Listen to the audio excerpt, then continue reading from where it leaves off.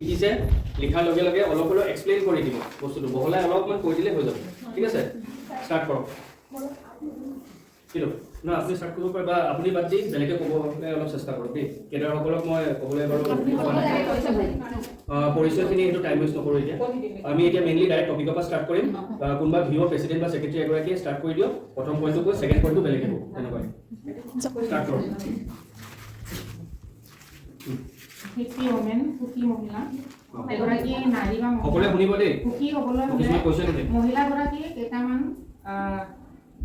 আৱশ্যকীয় দিশসমূহ মহিলা এক নম্বৰ মহিলাগৰাকী প্ৰথমতে সুস্বাস্থ্যগৰাকী হ'ব লাগিব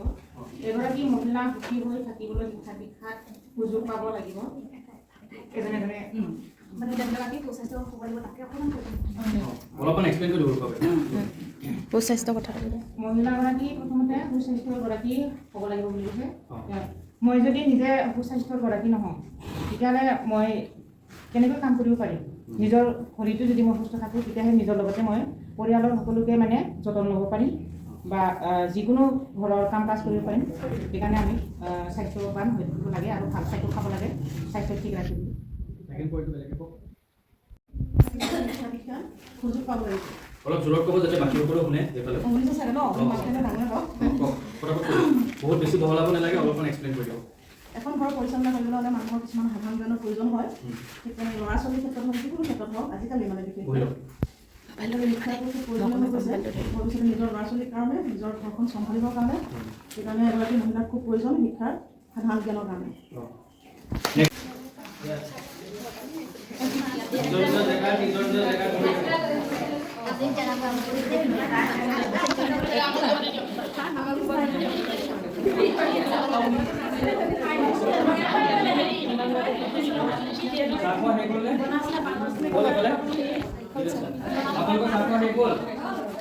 চলি আছে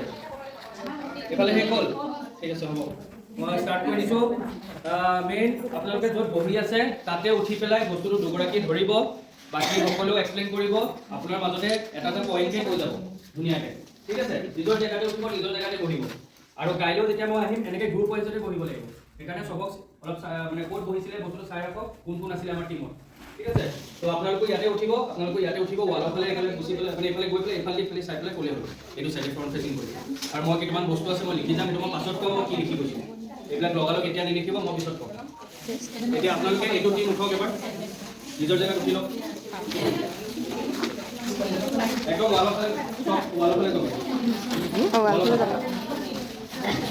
দুগৰাকীয়ে কাগজটো ধৰক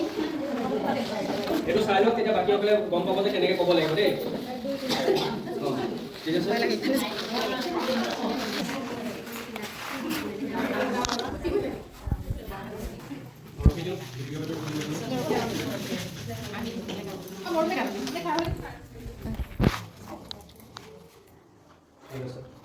মই পেনটো লৈ লওঁ